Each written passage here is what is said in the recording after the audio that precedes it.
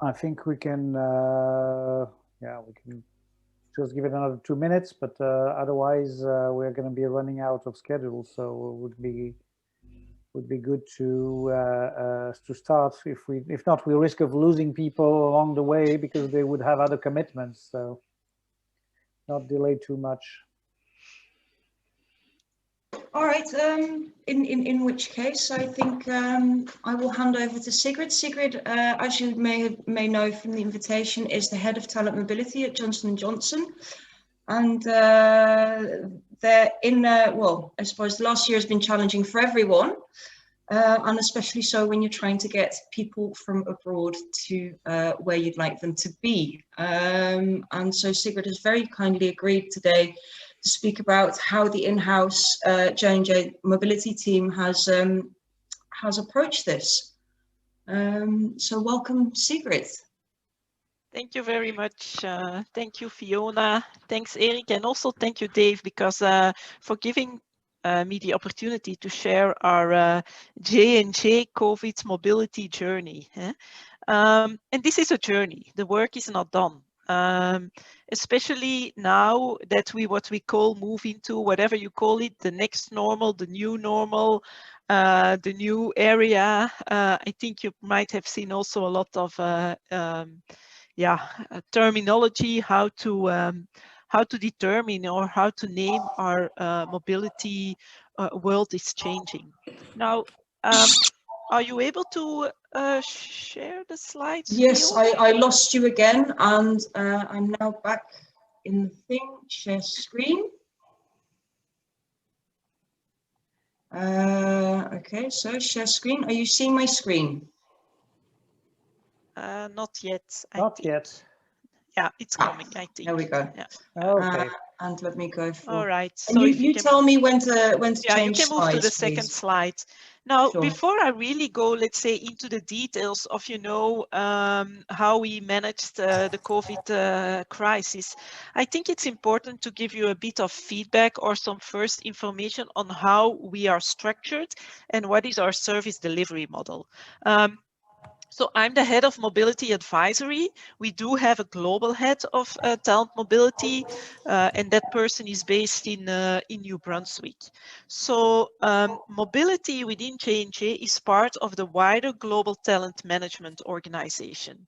And so my boss reports to the head of talent acquisition. So we call ourselves TA/M, so talent acquisition / mobility, and we form one group within the wider global talent management organization.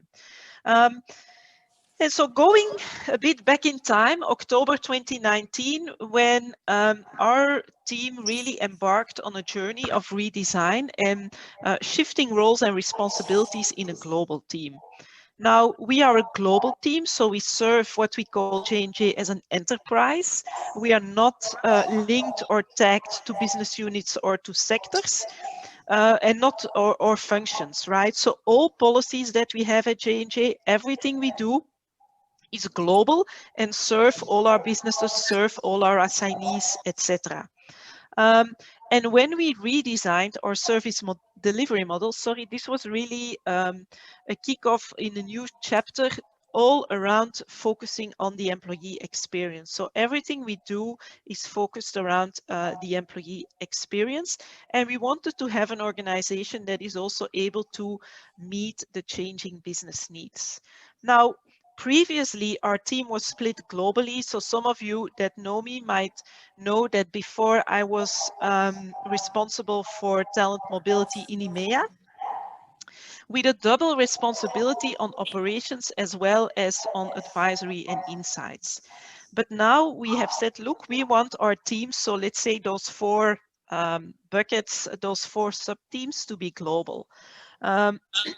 So if I go a bit more into detail, the bottom ones are the COEs, the Centers of Excellence. So we have a COE of immigration and we have a tax COE. I mean, I don't think I need to explain you what they specifically do, but they work very closely with our partners, our vendors for both tax and immigration. They manage the tax programs. They provide advisory work in respect of immigration and taxes. And the immigration COE was also a COE that was set up from start. So we didn't have in-house immigration experts before. So that started towards the end of 2019. The two biggest teams are on the one hand, the strategic operations team, and that team is also regionally focused, and they really manage the end-to-end people experience. Now, that operational support is really end-to-end case management and provides also planning for people leaders that want to send people on assignment. That operations team is managing also our relocation management consultant company from a global point of view. And they're really, yeah, like the word says, operations, they're really managing the operations for every assignment, and whether that is related to, I call it sub-vendors through language lessons, school assistance, etc., that all sits with the operations team. The operations team is our largest team if you would look at the headcount numbers. Then I'm responsible for what we call advisory and insights, and we are really focusing on business needs. If a business wants to grow, we know that mobility can help, assignees can help, but we also know that assignee programs are very expensive. So we want to support the business that they spend their money in the best way. And we believe that really being close with the business, understanding their business goals, etc., we can make an impact because we have a partnership with HR leaders, with talent directors, so we better understand unforeseen barriers and that they are also able to make faster talent decisions. But we do have a wealth of data that we're also expanding. It's also an ongoing story to get better data, to hopefully do some predictive analytics in the near future, etc., etc. So where my team in the past used to be involved also from a regional point of view on operations for senior executives, that piece is actually now all fully dedicated or focused within the strategic operations team. So talent management is really important for my team. We are part of talent talks, succession planning, etc., so that we can also be proactive when people go on assignment, when an assignee is returning, someone else needs to take that place, etc., etc. Now, my team is a new team since at the end of 2019, so a little bit over a year. But of course, also I had a couple of open positions with COVID. We were not able to, let's say, fill those positions in the first quarter of last year, so it took a bit more time. But by the July, August last year, my team was also fully staffed. And what's extremely important for us, and that's also important in the, let's say, continuation of my story, is that everything is also guided by data. And we want as much as possible real-time data. So if you want to go to the next slide. The next slide is actually more like, hey, how are we structured, right? So like I said, the advisory and the strategic operations team have dedicated people in the 3 regions. So for J&J, these are our 3 main regions. The COE for immigration and tax are global roles. And part of my team, of the advisory team, is also a policy leader.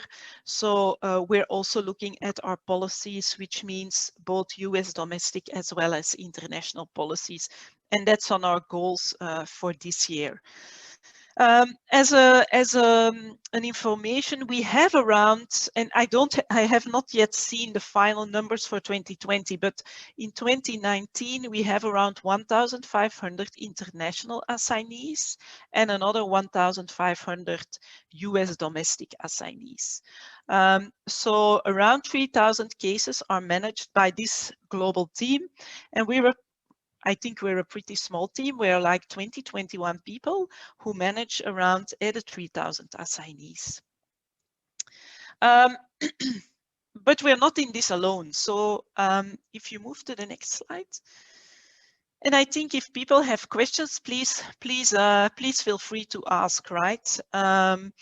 Like I said, we're not in this alone. We have primary supplier partners, as we say. And we have actually, since 2016, I believe, 2017, we have taken also the model that we have is that we have outsourced a lot. So our relocation management company is a key stakeholder for us.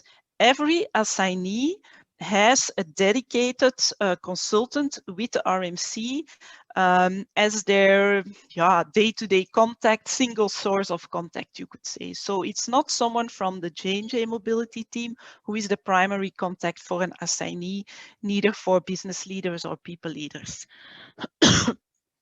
So you'll see that because there's this big responsibility and role for our partners, that they also, we don't look at them as a third-party vendor, but we call them like the extended mobility team, right? So otherwise, it's a traditional structure. We have the global RMC, we have a global immigration provider, and we have a global tax provider. And the challenge, well, or where we also last year put a lot of, let's say, time and energy on, was also with respect to how can we make sure that that ecosystem is working really well, and that our assignees and people leaders also see the benefit of this. So if we go to the next slide. One of the things, if we go back, March 2020, one of the things that I mean, we're pretty proud of is that following, and I think it was probably towards the end of March, we created a stakeholder portal. So we already had an intranet site where you could find the policies and how you initiate and who are the team members, etc., etc. But what we did with COVID is that we created a stakeholder portal, and that stakeholder portal had different sections, as you can see on the screenshot. And there was a section for employees, people leaders, HR business unit HR partners, HR services partners, so our global service center, and a talent acquisition partners. And I remember Friday the 13th, my last day in the office, but actually that afternoon on Friday, we already decided, like, hey, we're gonna pause all assignments, because of course we did have some assignees in China, and we were already aware about some of the challenges that they were facing, and we felt it coming, of course, closer to, let's say, us in Europe as well as in US. And that same day we said, look, we're going to make a communication that we're going to pause all assignments till May, which was later then also extended. And the first document that we created was what we call a protocol. And it was a protocol where really looking at the different types of assignees, whether they are active assignees in the host location, whether they're newly initiated one-way moves or permanent transfers, as we call it, or assignees that were going to start, let's say, on the 1st of May or the 1st of June, as well as new hires, as well as domestic relocations. We said, hey, this is high level, what we think we need to do and where we need to focus on. And I strongly believe that because of the fact that we were fast and also had some excellent team members that were really strong in crisis management, and having that protocol ready, like after the first weekend, we were also able to raise awareness and to make visible to our HR executive committee, like, hey, we can handle this. I think how talent mobility is often seen a little bit within corporations as the not the annoying, but maybe a little bit the difficult child in the class or in the family, and no one really understands, and it's complicated, etc. but I feel that what we have demonstrated really by quickly putting this stakeholder portal in place, like I said, with the protocols, with frequently asked questions, really brought us to the next level and helped us to create visibility to our senior leaders. Now, of course, we had assignees that got stuck in countries, and I don't know the numbers by heart, but what I remember is that we did had a couple of people that were actually traveling for holiday, and that got stuck in countries, sometimes their home country, sometimes their host country, sometimes even a third country. And then with all the travel bans hitting, it was a bit challenging to ensure, like, hey, can get them back to their home or host country? How are we going to support them while they're in this third country? Can they stay in this third country? Because if I'm, and I don't know if I'm making the right example, but if I'm a Belgian and I'm stuck in Australia for a couple of weeks, am I still immigration compliant? So immediately you could see that, again, the support from our supplier partners was extremely important. The RMC reached out to people that we knew got stuck in, let's say, a third country or one country. And after 2 weeks, I think they even reached out to all our assignees to ask how they are doing. Is there anything they're afraid of? We did have a couple of people that wanted to repatriate because they were, for instance, in South Africa, and at the moment, let's say Western Europe was hit by the pandemic. South Africa was a little bit behind, and it was not yet that worse. But people also felt like, yeah, if we stay in South Africa, will we be safe? Will there be enough medical care, etc.? I have young kids, etc., etc.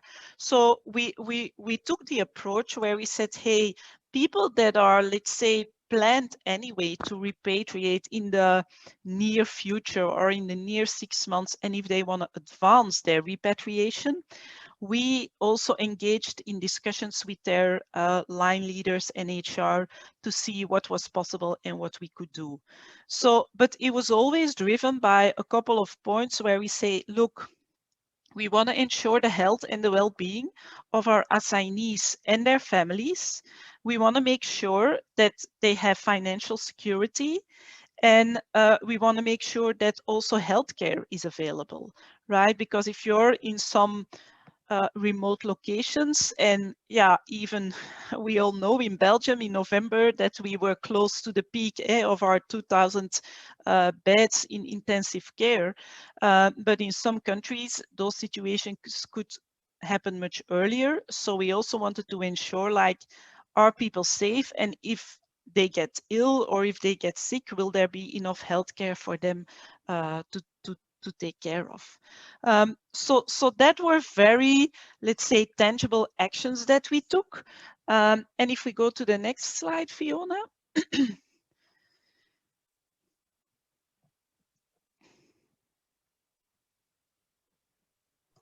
Sorry, I'm trying. Some things. Yeah, sometimes it gets. Yeah. Okay. Okay. Yeah. Oh, sorry. So what have we done, and what have we seen since COVID, right? And I touched upon the protocol. Again, this document was not something, or this protocol was not something that as of the first hour was complete, etc. But we really wanted to provide direction to assignees, again, to people leaders, HR, etc. Now, you can imagine that J&J also in the farm and at the time in the early stages of developing the vaccines, some roles like business critical roles might needed to move. And I'm giving an example. If there was a vaccine specialist that we wanted to move to the Netherlands, to Leiden, where a lot of the vaccine work has been done, we needed to have executive committee member approval to move that person. So there were always exceptions where, yes, we needed to move people, but overall, I think these were very limited because we were also bound by the travel ban, etc. One of the things which we found really successful, and think about our 4 buckets on how our team is structured, we created a virtual mobility COVID strategy team. So we met every day.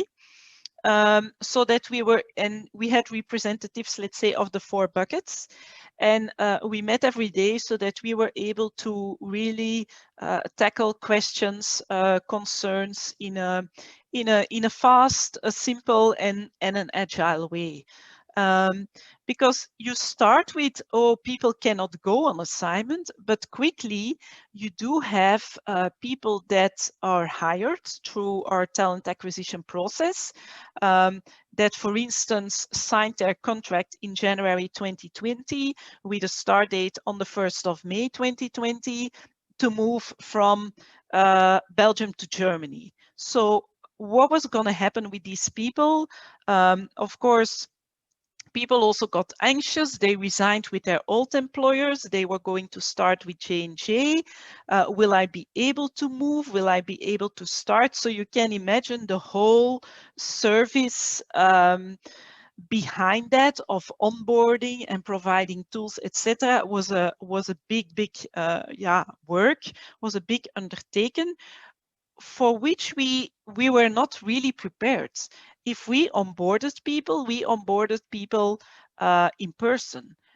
We've never sent laptops and phones, etc., remotely to people. So it was not just HR, but it was also office management and IT and security to get the pictures and the badges, etc., that we all had to collaborate with. So next to the mobility COVID strategy team, we also created a cross-functional COVID team, which then included at a regional level in EMEA, talent acquisition, BUHR, employee relations, labor relations, compensation, etc. We took the general point of view that if people, especially with those new hires, in my example, moving from Belgium to Germany, if the person could do the role remotely from Belgium, we would still start the person on the German payroll, which was going to be the employment relationship with the person, but doing the role remotely. And luckily, you know, from a tax point of view, from a social security point of view, within the EU, we had flexibility on the existing rules. And like I mentioned also, so we spend a lot of time with talent acquisition. We trained them. We provided also frequently asked questions, guidance, what to do with remote starts, the remote starting, delayed start days, etc. And you get to very practical challenges. Like, for instance, I haven't come across too many practical challenges in Belgium, but for instance, in Switzerland, there was a challenge for someone to open a Swiss bank account if the person was not already in person in Switzerland. And if you don't have a Swiss bank account, then our payroll system couldn't pay you, because the payroll system in Switzerland was only able to pay on Swiss bank accounts. So a lot of different challenges, all different aspects, all different angles.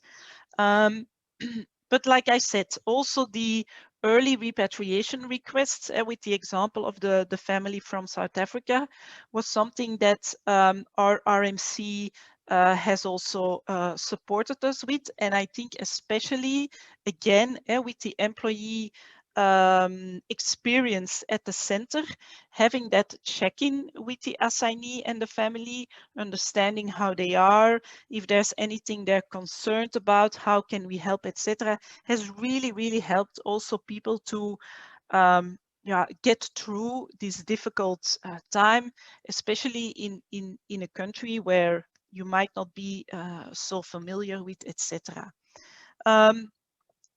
Following that, of course, we created a lot of tools and products for the HR community, as well as the assignees and the people leader. So I can't go into detail, but through our conversations, we clearly discovered that there's needs for more tools and products, and little by little, our stakeholder portal has really become the single source of information for those stakeholders. Now, next to COVID, June 2020, I'm not sure if you all remember, but then former President Trump, of course, said, look, I'm going to suspend providing visas for all foreigners to enter into in the US until the end of 2020, or a little, probably a bit more into 21. So even then, at that time, we had people that were waiting to start an assignment in the US, and little by little would have been able to, from a travel point of view, been able to travel to US. We had another challenge, right? Because people that were going to start an assignment in September in the US were not able to go there because they didn't get their visas. So again, the mobility team collaborated across the 4 groups, or the 4 buckets. And in a couple of days, we put some sessions together for impacted employees, for HR leaders, for people leaders, with recommendations and potential solutions. So I think that was really also, it was already hectic with COVID, but then having also some of those immigration challenges on top of it made it a super, super busy time for us. And I think immigration, if you, like in the beginning, I said immigration is a team that is pretty new at J&J, but it's clear that it clearly wins at importance, or the importance of an immigration expert or team, I think is very important to be also able to play quickly. I think the latest challenge that we're really facing is the guidance that we are now providing with respect to remote working arrangements. Now, people, cross-border workers, remote workers are traditionally not in the scope of mobility. So the scope of the mobility team has been long-term assignments, short-term assignments, commuters, localizations, and one-way moves or permanent transfers, or whatever you want to call it. But because we do have a lot of the knowledge in-house with respect to taxes and social security, etc., we have also developed the guidance for remote working. Today, I think it's still a very hot topic. We all know that in Europe, especially in Western Europe, there is still flexibility on the application of double tax treaties, the EU treaty for social security, etc. But it's not gonna stay on forever. And for us, if people have been working 1 year remotely because they live in the Netherlands, but they used to come to Beersen every day for their role and they're considered Belgian employees, will they come back, let's say on the 1st of September when life is a little bit more normal? Will they come back to their old pattern of coming back to the office in Beersen every day? And that is really where we are now looking at. We are focusing on, like, how can we ensure that people leaders that say, hey, yes, it's fine, Pete, that you continue working remotely, but that they are aware of all the tax consequences related to that, whether it's social security, whether it's personal income tax, corporate income tax, corporate tax, sorry, legal challenges, etc.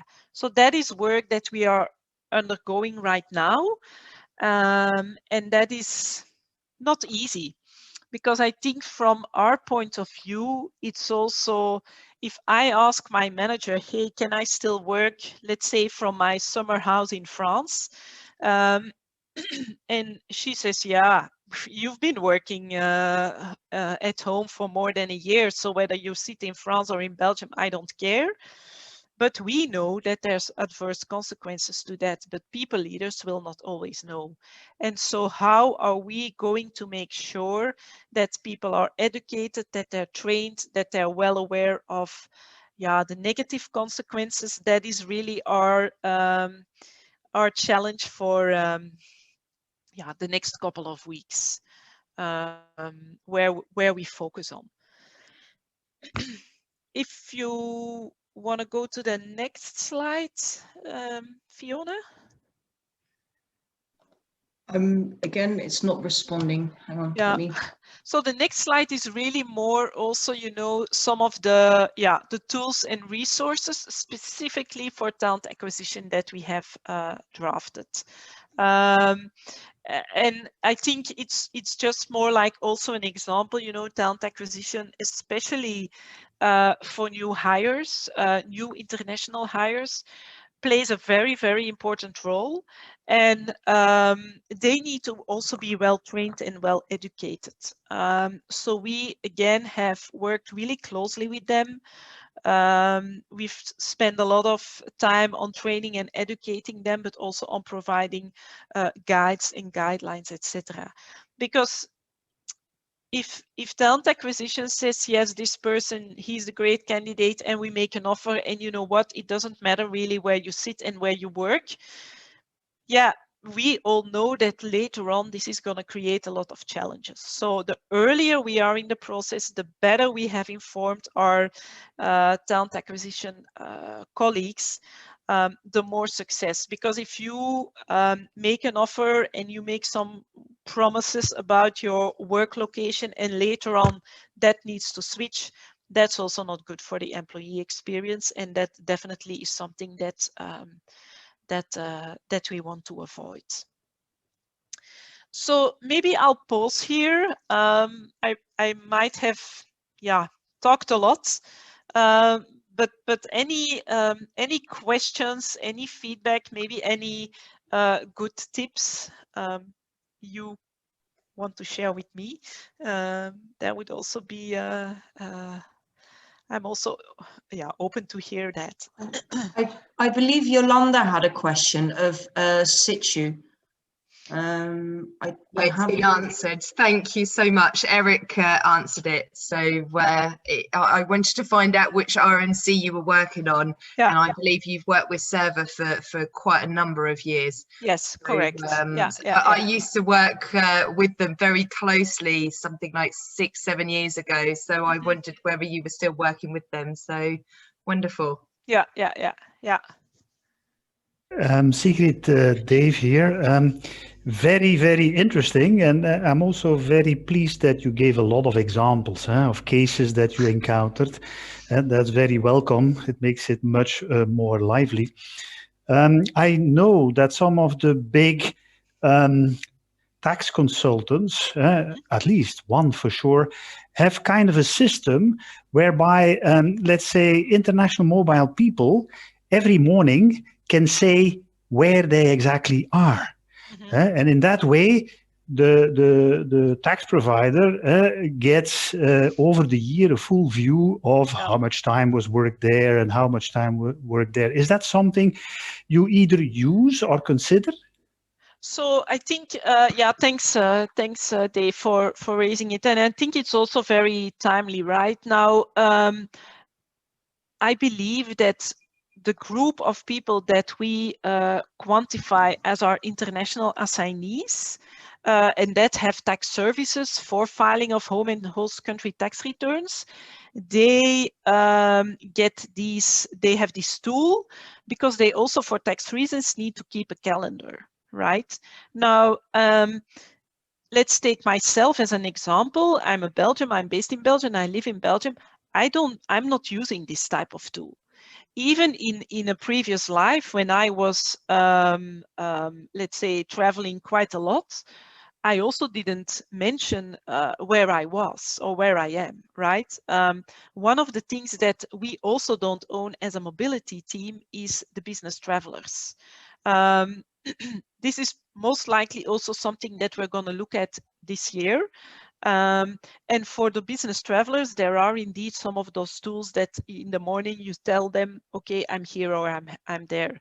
I think the challenge that we have is if I just look at my team, so I have a team member in Switzerland, one in Singapore, and 2 in New Brunswick in our headquarters, me, myself, based here. Everyone has a different system when it relates to I'm traveling, I'm working from home, how I request my holidays, etc. So it's not one global system that we use across the board.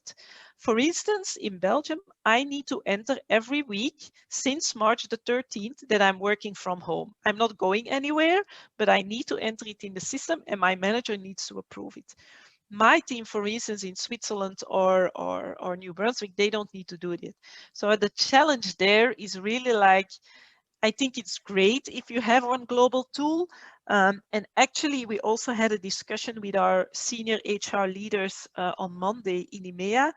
And I'm not a specialist there, but I also understand if the idea is there that people started using that and tracking that, but in Europe, that will not be so easy because of privacy regulation. So the challenge we have now is that our colleagues in US want to roll something out like that, but I think we will need to push back a little bit because it's not because there's this great system that all the countries all over the world are going to adopt it. It might need to pass via the works councils in Germany. It might need to pass, I don't know where, whatever, somewhere else. So of course, the idea is great. I think the implementation is not something that happens in a couple of weeks. Yeah?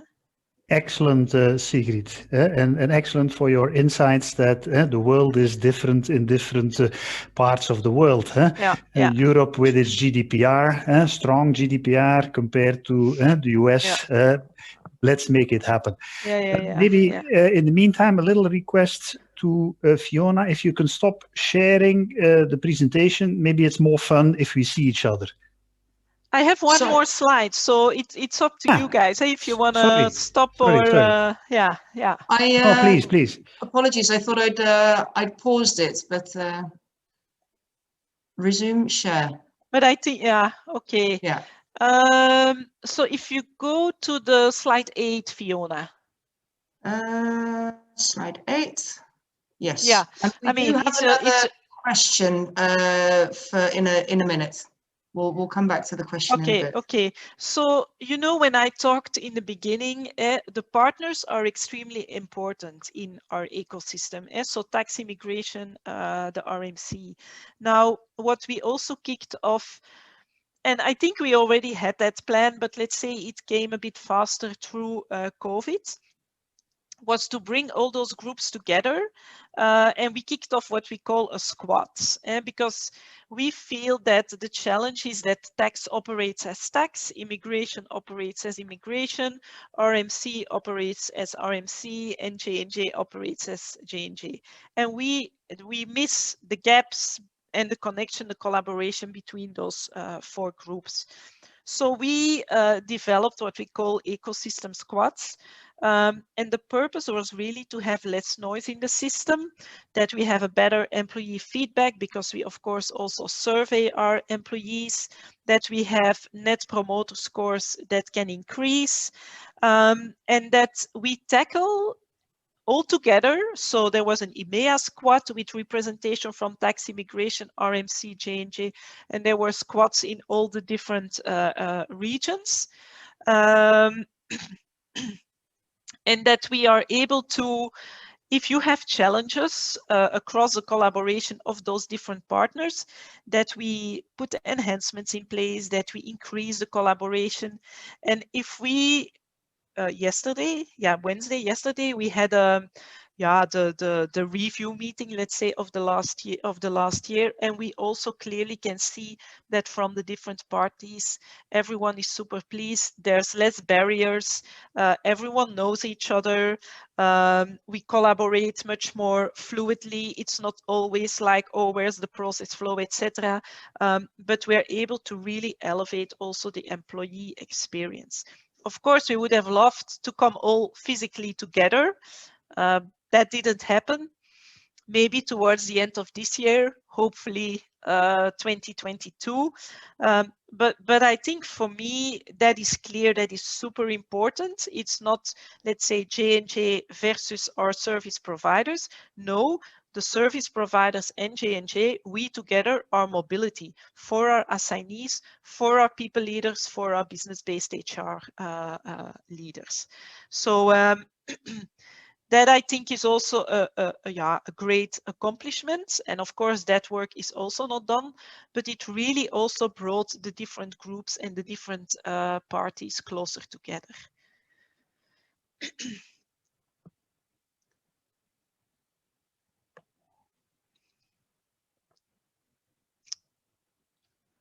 So yeah, that was just the talent mobility echo from Ecosystem Squad, how we all came together. And had some common goals, common goals actually, common projects.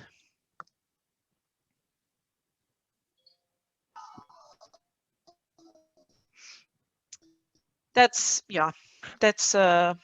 the appendix, but I think it's good like that, Fiona.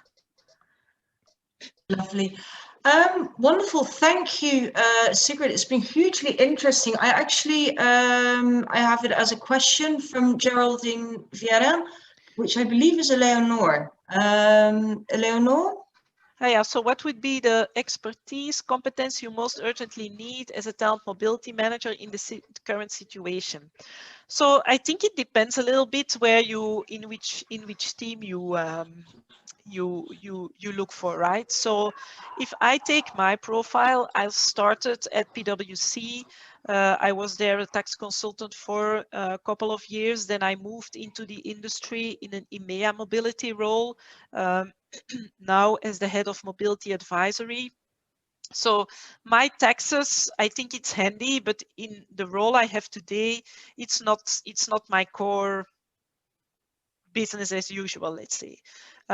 So the people in my team have BUHR experience or talent management or talent director experience, because we are really working with the business to work on their business goals and to ensure that if they send people on assignment, that helps them to meet their business goals. Of course, people in the strategic operations team, as they are more involved in the life cycle of assignments, we do have mixture there of people that come from RMC, as well as people who grow in the mobility profession, but also some process experts. I think when I think back, when I left PwC and I joined my first, let's say, industry mobility role, it was very much on a case-by-case basis. Today, what we want to do is we want to have products, we want to have tools, we want to make sure that what we develop is scalable. It's not, I manage 1,500 assignees, so I have 1,500 different ways of doing it. So if you have process expertise, I think it's very important. Being able to play with data. We do have a data analyst in the team, but you need to read the data, you need to understand the data, you need to make the correlation to the past. So to me, I think that is important. Now, I've always had the personal opinion that anyone can work in mobility. I think it's like in many other things, you constantly learn. And you need to have that appetite of learning. You need to think to the future. You need to think innovative. And whether you then have started your career with an RMC or with a tax consultant or maybe in sales, to me, that doesn't matter too much. I think if I look at my last year, if you think about the remote working, the structures to set it up, etc., this all came in a much higher speed. But we all need to learn from it, right? And how do you learn? You read articles, you attend networking events, you talk to peers, you try to understand what they are doing, especially in farm. It's important to understand what your peer companies are doing. And I think that that's important. You just need to have the right mindset. Thank you. Thank you, Sigrid. Sigrid, another question from my side. This time a soft topic, not a tax topic with an app where you have to say where you are. Well-being obviously has been a very important matter during this COVID-19 crisis. Yeah. What are the elements that might stay after COVID eventually goes away on the well-being side for international mobile people, their families, their children? I think it's something that is going to stay. Now, I'm lucky to work for a company that already before COVID, well-being, mental health was very important. When I joined J&J in 2013, there was already a lot of focus on, you make sure that you eat right, that you sleep right, that you exercise right. And I think many of us went through what we call the Health Performance Institute. So these are courses that are organized in all the countries, not just for assignees, but for all the employees, where you go through a program to ensure that what you do is what you like, that you find the right balance between stress and rest, etc.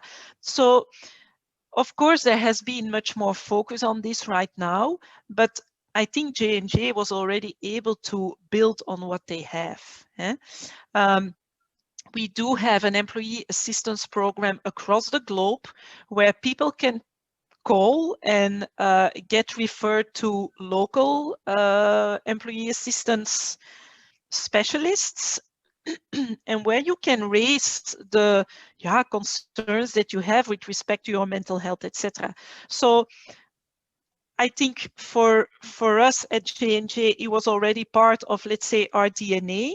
I think it was great that we have it, so we've been able to build on that, and a lot has been even more, let's say, communicated and made aware to employees that these services and these net, let's say, is available, and that we stress everyone like, hey, if you're having a difficult moment, you know that there's people and tools that can also help you with that. One of the things I discussed also with my team is maybe we just also need to stress that, especially for assignees, right? Like, hey, don't forget, there is this employee assistance program with the numbers, etc., in the portal where you can find information, because away from COVID, one piece that we've also seen is that we see an increase in, let's say, struggles for family members of people that have had several assignments, and whether it's the children because they need to move too often from country, school, friends, etc., after a certain amount of years. So I think that is something also to watch, where we as a company that want to take care of our employees, etc., definitely should also use the tools, etc., that we have. Excellent. Thank you, Sigrid, for your detailed answer and for even broadening the scope to indeed the third country nationals, the children that move times to different countries and kind of get lost of where do I belong now. Yeah. And I think it's something, I mean, maybe you also have some experience with your clients, but I think it's something that we will see more, and where I'm sure there's solutions available, but that we need to think through that we have it also faster available.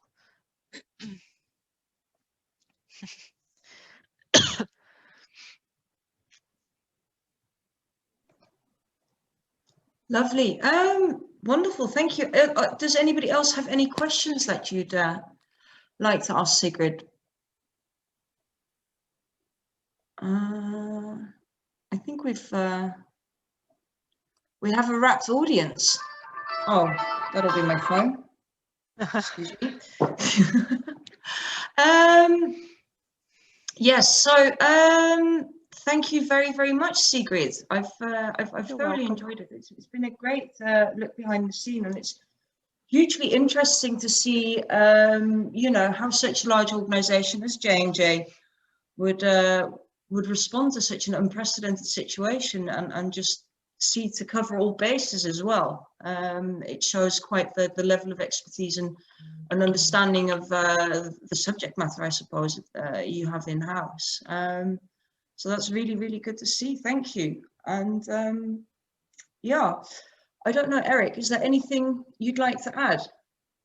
No, not at this stage. I wish we would always have, you know, such a distinguished speaker, you know, every week or even more often. That would be really nice for us and for all our members. But really, I would like to thank Sigrid for her speech and Dave for organizing that. That was really very interesting. Thank you. Indeed, thank you very much. Before we all sign off, I'd like to remind you that we have our quarterly member meeting, which takes place on the 18th of March. So please be sure to join us for that. We've got Gordon Beckers of Deloitte, who's going to speak about post-COVID mobility trends. So that should be another very interesting topic. But yeah, and thank you all for joining in such great numbers, I'd say. All right. Thank you. Thanks a lot. Have a good rest of the week Sigrid. and the day. Thank you for organising. Bye-bye. Thank you. everybody. Good evening. Bye. Good evening. Bye, Bye-bye. everyone. Bye. Bye.